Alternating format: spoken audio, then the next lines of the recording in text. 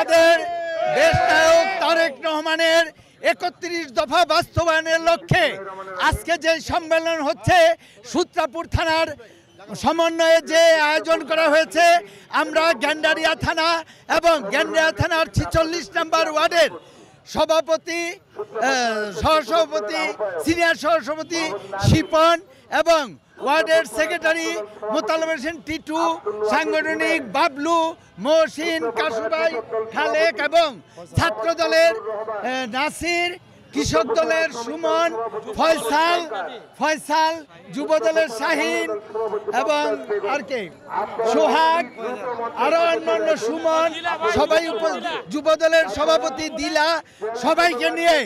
আমরা এই সমাবেশে যোগ দিতে যাচ্ছি।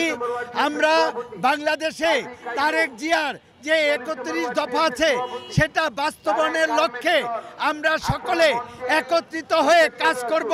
এবং এটা সফল করার চেষ্টা করব এবং তারেক জিয়া আমাদের যে দিক নির্দেশনা দিবেন সেই দিক নির্দেশনা অনুযায়ী আমরা এই দেশের জন্য কাজ করব এবং আমাদের থানা এবং ওয়ার্ডের জন্য কাজ করব।